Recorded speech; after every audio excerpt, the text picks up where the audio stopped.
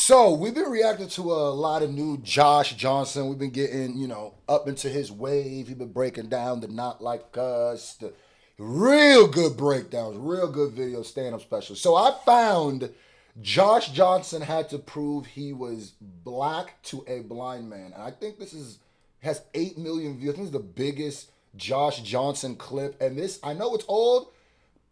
You'll know why as soon as I click it. Let's get right to it. And my voice. Wait a minute. Ever since was it? I ain't gonna lie to you. Without the dreads, without the long hair, this nigga looks 7 years old. Huh? This whole time he was 7? And some people might be like, well, this clip was a while ago. Hold on. Let me really break it down. Yeah, it was a while ago, right? When did this clip come out? 5 years ago. Huh? So he's 12 right now, nigga. Look at him. And he got the dashiki as a Nigerian. I'm just like, I'm not quite sure if that's Nigeria. I don't know where it's from, but yeah, you dope, nigga. Kid, and my voice changed. I've been told by people all over. I was a kid, and my voice changed. Yesterday. I've been told by people all over the country, people of different ethnicities, backgrounds. I've been told by people that I have an incredibly white voice. That's what they say. And people try to act like they can't hear it, but if I called and then showed up, you'd be surprised. Like, every time even my laugh is like, ha ha ha. Like, every time I laugh, someone somewhere gets audited. Like, that's what the auditing is. But I didn't realize how, white my voice sounded. I ain't gonna lie to you, he is definitely dressed like some of my uncles right now. I ain't know he had the lemon pepper steppers on. The lemon pep steps! Oh, yeah. Oh, yeah, you for sure. Ibo Quinn, huh? To people until I was in Louisiana, where I grew up, and I was running for the bus. And the bus in Louisiana is not like the bus anywhere else, because the bus in Louisiana comes once a year. It's a big deal. You need to make it knees to chest, okay? The stakes are high. I don't know if the bus stops. I've never been on it. But I was running so fast and so hard that I knocked down this old man. And I mean, I cleared him, okay? Normally I'd feel bad, but it's the closest my little body's ever come to football, so I was pretty excited. I was like, he might be dead. Look at me go. But I did feel bad, so I let the bus go. I helped him up to his feet. It was this old black man, and I even realized that he was blind, so I saw his stick. So I grabbed his stick. I put his stick back in his hand, and I was like, sir, I'm so sorry. I hope you're not injured. You came out of nowhere. Please forgive me. And then this old blind black man went, "Get your hands off me, honky!" This is Clayton Bigsby. He Clayton Bigsby. That's gotta extra hurt. That's gotta extra hurt, because it's like, dang, you just took away all my melanin too, on top of me feeling bad for taking you out? Crazy. And I was like, sir.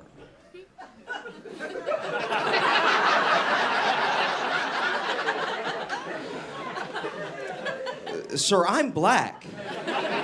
I'm black like you.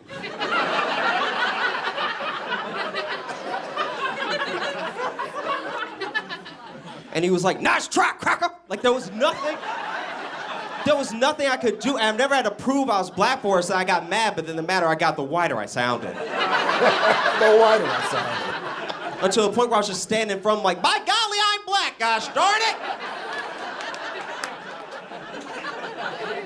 There's nothing I could do. It was terrible. Him without long hair is crazy to me. I don't know. I don't know how to talk to people. Like, it's a real thing. I have friends now, but... Lucky, I feel like he's from somewhere in Africa. Maybe like his parents or his parents. Maybe it's this. I hate calling it a dashiki because that's not what we call it in my culture. But since everybody's just I'm just gonna call it a dashiki. It's not a dashiki, by the way. It's like a traditional. Anyway, but yeah, I forgot what I was saying now. So let's get the damage is done. When I was a kid, I'd just sit in my room and read encyclopedias, which is not a kid you want to talk to, It's like, how's it going, sport? You want to know how many miles the Earth is from the sun? Oh, gosh. Get that away. You know what I mean? But now I'm used to being alone, so I'll just sit, I'll think about a thing, I'll sit and just be alone and thinking about the thing. But then when I talk to someone, they're like, what are you talking about? And I'm like, no, I'm not crazy. I was thinking about this all day. Like, I ran through all the channels, all right? I'm not crazy, you're crazy, okay? I can't be crazy. You need to check, you're just finding out. I've been here, all right? Like, the best example I can give is I don't get in heated arguments with people over like race or religion or politics or anything, because all the stuff I care about is too dumb for anybody else to care about. Like everyone is, you know what I mean? It's just me, you know what I mean? Just by myself. Like the best example I can give is when you go to the bathroom and you wash your hands and then you go to dry your hands, but there's no paper towels, there's just that air dryer. Oh, that's disgusting. Where's the air coming from?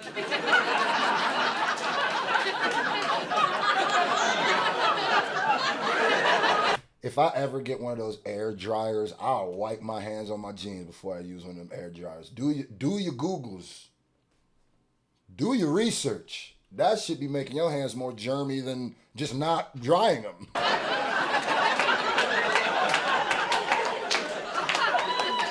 Where's the air coming from? That is bathroom air. That is ass air, all right? You might as well fart your hands dry if you're gonna dry your hands like that. So then I leave the bathroom with my hands wet, you know? So then I shake people's hands like, why your hand wet? Because I'm clean, okay? I'm not crazy, you're crazy, okay? I'm not crazy, you're crazy. Fart your hair dry is crazy? Right? You know? Because I would just sit alone and read and think and read more and then have nobody to talk to and then read and then finally talk to somebody and they're like, oh God, what's happening? You know what I mean? Oh my God. Like for instance, I read a lot of history books, you know, just sitting in my room, read a lot of world history, American history, Southern history, because I grew up in Louisiana, I just wanted to know. Oh, I didn't know that. And one of the things I read that's always tripped me out, right, is that like after the Civil War, they let the slaves go. But the slaves still lived in the South. So you probably ran into your ex-slave like all the time. Which has got to be the most awkward ex-run-in in history. Just like, oh my God, there he is. Don't look, don't look, don't look, don't look, don't look, don't look, don't look. Hey! How are you doing? Are you mad? Like, what else? Oh, he liked that. He liked that. I mean, what's she gonna do? I actually, no lie, guys. I straight up, I had a nightmare one time. I had a genuine nightmare that I was a slave, which wasn't even the worst part of the nightmare. The worst part is that I was the worst slave in human history. I was so bad. I was yelling at the slave, and I was like, I'm not trying to start a revolution. I can't pick it up, all right? No, I passed out from heat stroke twice today, okay? You can whip me if you want, but I'm anemic, so I will bleed out. And that's on you, okay? Oh, you're gonna kill me? Please kill me. Please kill me. I would love for you to, this heat is what's killing me. I've had hay fever for 2 months. Definitely sounds like a Karen. A Karen slave is crazy. I need your manager. Let me talk to you. And then they moved me into the house, but they didn't teach me how to read, so I don't know any recipes. So the food is so bad that even the slaves are mad. Like, everyone is mad at me. And then I almost burned the house down trying to boil some water, you know? To the point where Massa comes up to me at the end of the dream, and he's like, look, look, I don't know what to do with you. You free, okay? Like, I can't.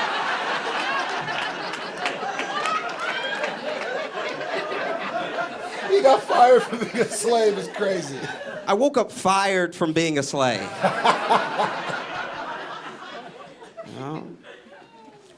They have this thing that happens in New York a lot. I don't know if it happens in LA as much, but people will get a rescue dog, and this has always bothered me. They will get a rescue dog, and they'll tell everyone the rescue dog's story in front of the dog.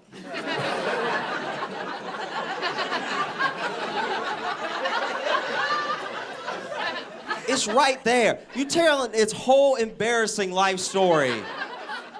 It's right here. It can hear you. You know what I mean?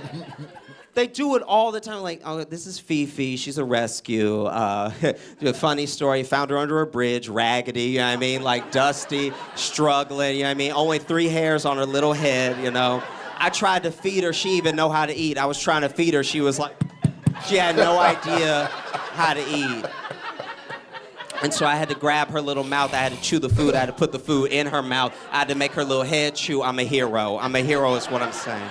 I'm a hero. You know? I wonder if dogs do that to us. You know what I mean? Like, I wonder if dogs go to the park and see other dogs, and they're like, oh, yeah, look, that's Bill. He's a rescue. Michaela left him and he lost his job in the same week, so he really hadn't been doing anything, all right? I can't even watch my shows because he's at home all the time. It's absolute. Sometimes I will poop on the floor just to give him something to do that day. You know? And he'll try to act mad, but deep down he's like, thank you for giving me purpose. I appreciate it. Thank you so much. He's a rescue. I'm just trying to do my part, you know? Help out. The dashikis was throwing me off. There's a thing that always bothers me. I get upset with people over how they. And it's gonna be a random because people are gonna be like, well, if it's not called dashiki, what do you call it? We literally in Nigeria, we just call that traditional clothes, right?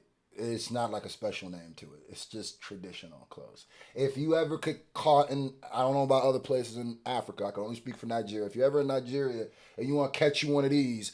Go. I want some traditional clothes. Can go get some traditional clothes. Now they might bring you some opulence. It might not be like this. You might get some with some bedazzled, cause we ball. Use language just because if you use cliches, I feel like you don't care about this conversation. Like you're just using several things that have been said before. I think you're just making up things until I go away. That's what it feels like. That's why I hate because people small talk. use the cliches without thinking about what they mean, you know? Like people will say things like, have you ever noticed when people say, call me old fashioned, it's always for something good? You know, people are like, call me old fashioned, but you should hold the door open for the person behind you. Or like, call me old fashioned, but the man should pay for the date. Bad things happen in old fashioned, you know what I mean? Are you serious? No one's ever like, call me old-fashioned, but we need some slaves around here. We really do. Like, we really... He reminds me of this kid that I grew up with, that I went to school with. It's so crazy how much... And the kid, actually, the dude that I knew, started out with hair like that and also got dreads. So it's like, he talks the same, he acts the same. It's crazy. There's no more overhead. Now, he was Sudanese. The person I know was Sudanese, so he was a bit darker. But I'm to pay, all right? If they can build the pyramids, they can make Subway sandwiches. I will not lose my franchise this year. You know? It's insane. No one's ever like, call me old-fashioned, but I don't like when women voice their opinion. That just always, it has always upsetted me. Feels gross. I don't like it. They're just throwing out ideas that I would have had if they had given me enough time to say it myself. But then they're talking, and it's like, ugh. You know? The other one that I really hate, that really kills me, really upsets me, is don't judge a book by its cover. I get what you're trying to say. I get what you're getting at. You know what I mean? Don't judge just on appearances. There's more than what meets the eye. I get it, right? But that's a bad analogy. When was the last time a book had the wrong cover? Like, help me out. When have you been going to the bookstore to get a present for your niece, and you're like, I'll get Winnie the Pooh. She like Winnie the Pooh. And then you grab Winnie the Pooh. You just look at the cover. You don't read it. And so you grab Winnie the Pooh, and then you wrap it up, and then you give it to her, and then she unwraps it. And she's like, oh, Winnie the Pooh, I'm so excited. And then she turns the page past the cover, and it's Mein Kampf. That's never happened. No one's going to a bookstore just putting different books on different covers. That's insane. Sometimes I'll be in New York on the subway. I'll be like, he's about to be crazy. They didn't laugh hard enough to that. He said, went from the 100-acre woods to Adolf and them. He said, nah, that room should have exploded with that one. don't know what he's about to do, but he's about to be crazy. I can tell you that right now. I'm just looking at him. He's about to be crazy, you know what I mean? And the train will come and it will leave, and he won't get on or leave the station. He just pulls his pants down. I'm like, see, that book was wearing its cover. Yeah, you cooked that, man.